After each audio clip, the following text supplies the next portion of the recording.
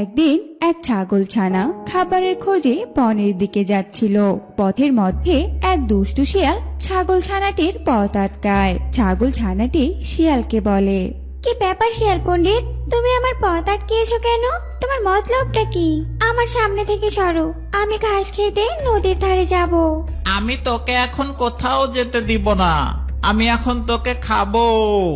এইসব তুমি কি বলছো? তুমি জানো না এই জঙ্গলের কোনো প্রাণী অন্য কোনো প্রাণীর প্রাণ নিতে পারবে না? এটা তো সিংহ মহারাজ ঘোষণা করে দিয়েছেন। তুমি কি সিংহ মহারাজের হুকুম অমান্য করছো? আরে রাখ তো তোর সিংহ মহারাজ, আমি কি ওই বুড়ো সিংহকে ভয় পাই নাকি?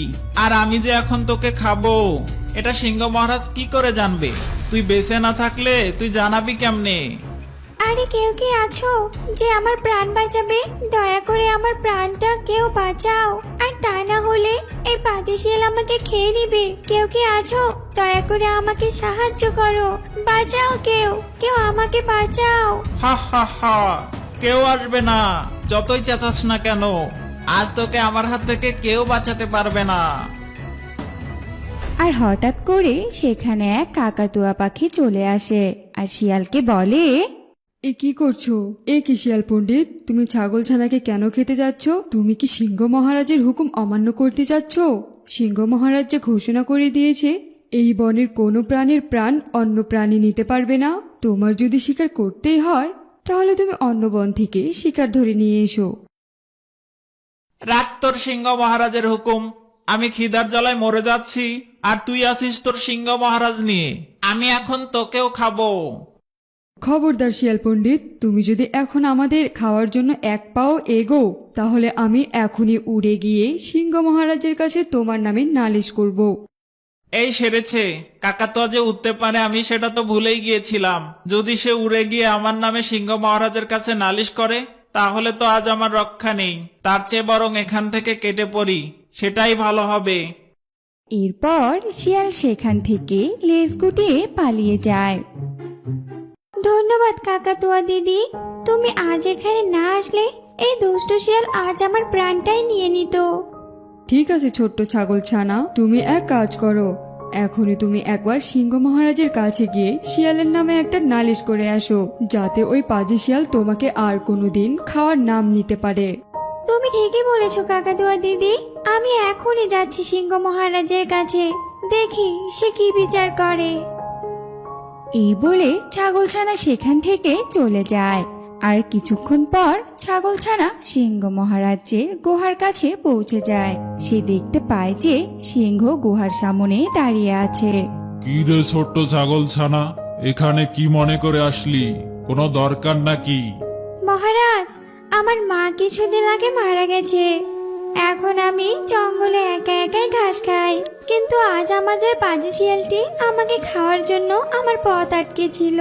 সঠিক সময় কাকাতুয়া দিদি সেখানে চলে আসায় শিয়াল সেখান থেকে পালিয়ে যায়। কিন্তু শিয়ালের এই আভাব দেখে আমার মনে হলো যে শিয়াল আমাকে আবার খেতে আসবে।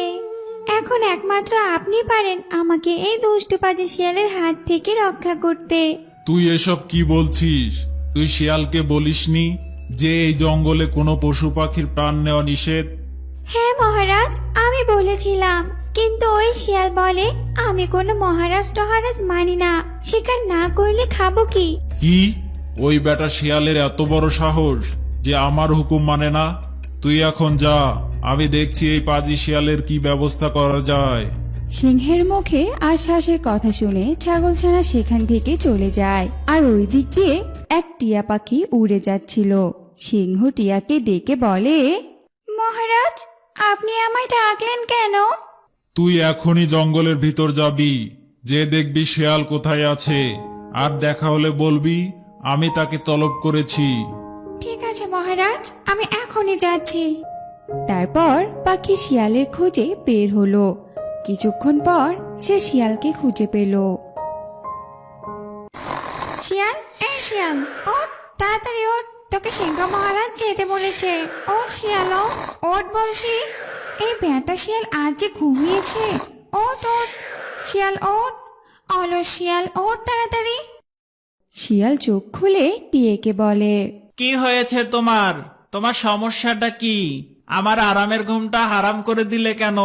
বলো, ডাকছো কেন? তোকে সিংহ মহারাজ যেতে বলেছে। কেন? সিংহ মহারাজ আমাকে তার কাছে যেতে বলেছে কেন? সেটা আমি কি জানি? তুই নিজে গিয়ে দেখ কি জন্য ডেকেছে। আমি গেলাম, আমার অনেক কাজ আছে, তুই এখনই যা।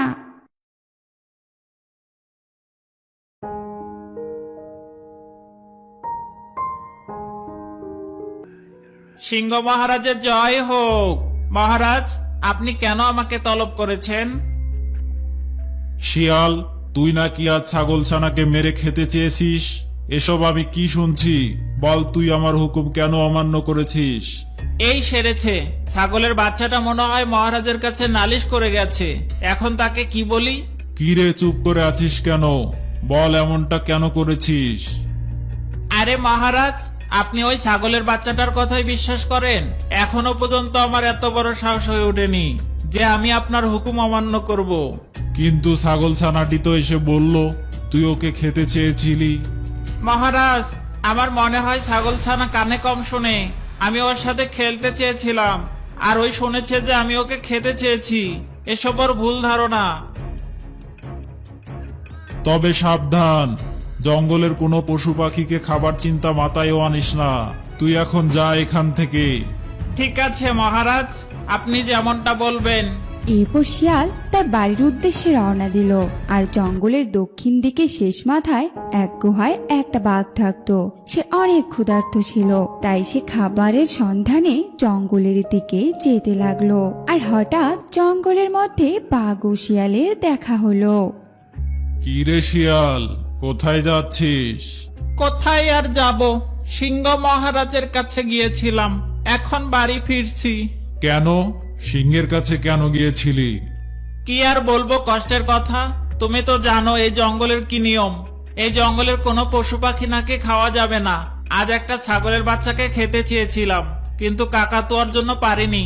সেই ছাগল ছানাটা গিয়ে সিংহ মহারাজের কাছে নালিশ করেছিল, তাই মহারাজ আমাকে ডেকেছিল। অনেকগুলো কথা শুনিয়ে দিল। আমি ঘুরিয়ে পেঁচিয়ে কিছু মিথ্যা বলে চলে আসলাম। তুমি বলো, এভাবে কি বাঁচা যায়? ওই সিংহের কথা আমার সামনে একদমই বলবি না। ওর জন্য আজ আমাকে ঘাস খেয়ে থাকতে হচ্ছে। আমি বাঘ হয়ে ছাগলের মতো ঘাস খাই। কি অদ্ভুত নিয়ম দিয়েছে জঙ্গলে, যে কোনো পশু পাখিকে খাওয়া যাবে না। আমি যদি রাজা হতাম, এরকম নিয়ম আমি কোনোদিন দিতাম না। আমিও তো তাই বলি মামা। তোমার মতো এরকম একজন নাদুস নুদুস বাঘ এই বনে থাকতে ওই দুর্বল রোগা পাতলা সিংহ কি করে বনে রাজা হয়? আমি বলি কি মামা, তুমি এই সিংহকে মেরে বনে রাজা হয়ে যাও, তখন আর তোমাকে ঘাস খেয়ে থাকতে হবে না। কি বলিস ভাগ্নে? আমি কি আর রাজা হতে পারবো? কি বলো মামা? 100 বার পারবে, 200 বার পারবে, 1000 বার পারবে। তবে এটাও সত্যি যে তুমি ঘাস খেয়ে খেয়ে অনেকটা রোগা হয়ে গেছো। তবে এখনো সময় আছে। রোজ রোজ আর যদি ঘাস না খেতে চাও, তবে ওই সিংহকে মেরে বনে রাজা হয়ে যাও। তুই ঠিকই বলেছিস ভাগ্নে। যা, এখনই যা, আর গিয়ে সিংহকে বলে দে আজ থেকে বনের রাজা বাঘ, সিংহ নয়। ঠিক আছে মামা, তুমি চিন্তা করো না, আমি এখনই যাচ্ছি।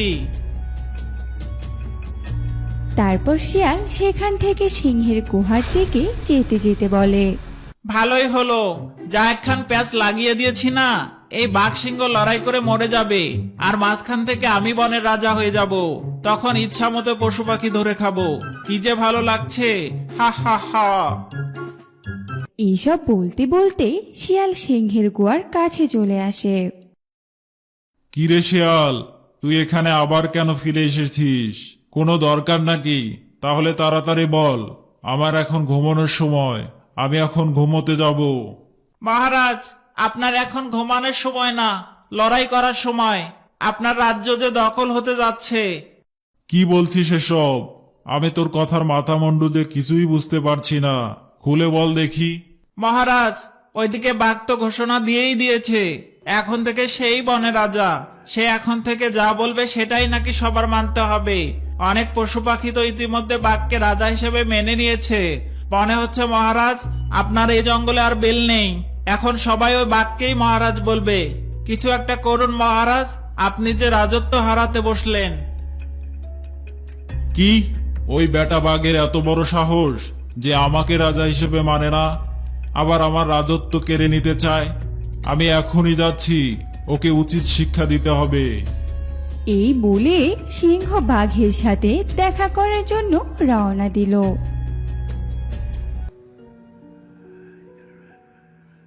কিরে বাঘ, তোর এত বড় সাহস যে আমার রাজত্ব কেড়ে নিতে চাস? ঠিকই শুনেছিস সিংহ, তুই যে বনের রাজা হয়ে বসে আছিস, তোর এ বনের রাজা হওয়ার কি যোগ্যতা আছে? কি, তোর এত বড় সাহস? তুই আমার যোগ্যতা নিয়ে কথা বলিস? আয় আমি দেখিয়ে দেই তোকে আমার যোগ্যতা আছে কিনা।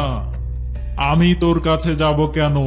তোর যদি সাহস থাকে তুই আমার কাছে আয়। তোকে অনেক দিন ধরে মারবো বলে একটা সুযোগ খুঁজছিলাম, আর সেটা পেয়েছি। তোকে আজ মেরে আমি হব এই বনের নতুন রাজা। তাই তোর নতুন রাজা হওয়ার শখ? তুই আমাকে মারবি আর আমি দাঁড়িয়ে দাঁড়িয়ে আঙ্গুল চুষবো? এটা তুই ভাবলি কি করে? তাহলে এত ভয় পাচ্ছিস কেন? আয়, সাহস থাকলে আমাকে মারতে আয়। আমি তোর কাছে যাব কেন? তুই আমার কাছে আয়। আজ যে আমি তোকে কি মারবো, দেখি তোকে আমার হাত থেকে কে রক্ষা করে। এরপর বাঘ আর সিংহ মিলে লড়াই শুরু করে দেয়। তাদের মধ্যে তুলকালাম লড়াই শুরু হয়। কেউ কারো থেকে কম ছিল না। আর ঝোপের আড়াল থেকে বাঘ আর সিংহের লড়াই শিয়াল চুপি চুপি দেখছিল আর বলছিল, যাক বাবা, অবশেষে এই দুই বলদের মধ্যে মারামারি লেগে দিতে পারছি।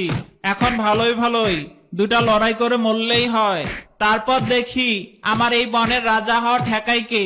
হা হা হা। শিয়ালের এইসব কথা এক টুনি পাখি শুনে ফেলে আর সে বাঘ সিংহের কাছে গিয়ে বলে, থামো, তোমরা থামো। কি করছো তোমরা? এভাবে লড়াই করতে থাকলে তো দুজনেই মরে যাবে। শোনো বাঘ, তুমি বনের রাজা হওয়ার জন্য তো লড়াই করছো, তাই না? কিন্তু তুমি কখনো বনের রাজা হতে পারবে না, কারণ এই বনের রাজা হিসেবে তোমাকে কেউ মেনে নেবে না। ওই শিয়াল তোমাকে তখন বুঝুম ভাজুম বুঝিয়েছে। আসলে সে চেয়েছে তোমাদের দুজনের মধ্যে ঝগড়া বেঁধে দিতে, যাতে তোমরা দুজনেই লড়াই করে মরে যাও আর মাঝখান থেকে শিয়াল এই বনের রাজা হয়ে যায়। আমি আমার ভুল বুঝতে পেরেছি সিংহ মহারাজ। আসলে আমার রাজা হওয়ার কোনো যোগ্যতাই নাই। রাজা তো তারই হওয়া উচিত যে অন্যের কথা চিন্তা করে। আমি তো কেবলই শুধু আমার নিজের চিন্তা করি। আমি রাজা হয়ে বনের সকল পশু পাখিকে খেয়ে ফেলতে চেয়েছিলাম, কিন্তু আমি এটা চিন্তা করিনি যে যদি সকল পশু পাখিকে খেয়ে ফেলি তাহলে একসময় আমার নিজেরই মরতে হবে। তখন যে আমি খাওয়ার জন্য আর কোনো পশু পাখি খুঁজেই পাবো না। কিন্তু আপনি চিন্তা করেছেন এ বনের সকল পশু পাখিকে রক্ষা করতে, যাতে কারো কোনো খাবার সমস্যা না হয়। মহান তো আপনি।